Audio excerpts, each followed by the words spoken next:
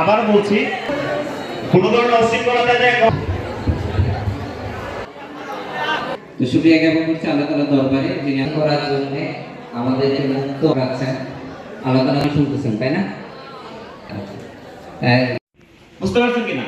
কয়েকটা লাইন মুখ করে নিয়ে যাবেন, তার পরবর্তীতে আপনাদের আমাদের একমাত্র চাওয়া পাওয়া হচ্ছে আমাদের স্টুডেন্ট যারা আছে আমাদের। আমি একটু খুশি যে মানে কি বলার মতো না, আমি অনেক খুশি এবং সবার পক্ষ থেকে আমি বাংলাদেশ ইসলামী ছাত্র শিবিরকে ধন্যবাদ জানাচ্ছি।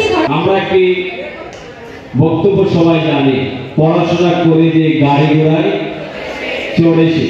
আমরা গাড়ি ঘোড়ায় চড়তে চাই না, কি বলো? এখন আমাদের সমাজে যারা পড়াশোনা না করে কিছু মস্তান টাইপের লোক, তারা বদ লোক কি গাড়ি ঘোড়ায় চলতেছে না। এজন্য আমাদের হতাশ হওয়ার কি কোনো সুযোগ নেই। ওরা পড়াশোনা না করে গাড়ি ঘোড়ায় চলতেছে, কিন্তু পড়াশোনা করে যারা গাড়ি ঘোড়ায় চলে তারা মানুষের যে শ্রদ্ধা, মমত্ববোধ, ভালোবাসা পায়, এই কারা বদলগুলো যেগুলো পায় না, তাদেরকে মানুষ ভয় পায়। সামনে যদি সালাম দেয়, পিছনে কি একটা ডায়েরি নিয়ে আসছিলাম, ডায়েরিটা নিয়ে আসছিলাম একটু দেখে দেখে কথা বলবো বলে, কোনো প্রস্তুতি নেই। তো মাত্র এখানে বসে আমি চা পান করছিলাম আর ডায়েরিটা খুলছিলাম, একটা ইন্টারেস্টিং বিষয় হচ্ছে। বিষয়টা হলো আমি ডায়েরিটা খুলে দেখি আসলে আমি যে কথা বলার প্রস্তুতি নিয়ে ইসলামগুলো নোট করেছি এটা সেই ডায়েরি, এটা হচ্ছে আমার ক্লাস 6-7 এর বাচ্চাদেরকে পড়ায় ওই ইংলিশ গ্রামারের নোট। তো সেজন্য কতক্ষণ আমার কথাগুলো এই সংগঠনটির সাথে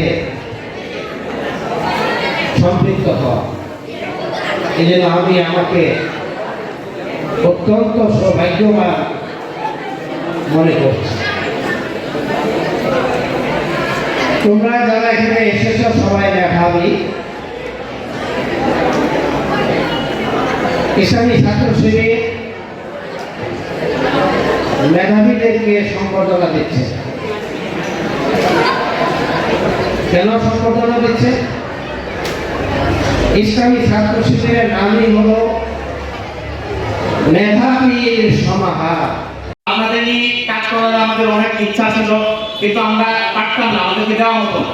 আজকে আমরা আপনাদের নিয়ে আয়োজন করতে পেরেছি, আপনারা আমাদের থেকে এসেছেন, এজন্য আপনাদের প্রতি অনেক বেশি কৃতজ্ঞতা। বাংলাদেশের ছাত্র শিবির উপজেলার পক্ষ থেকে আপনাদের প্রতি অনেক বেশি কৃতজ্ঞতা জ্ঞাপন করছি।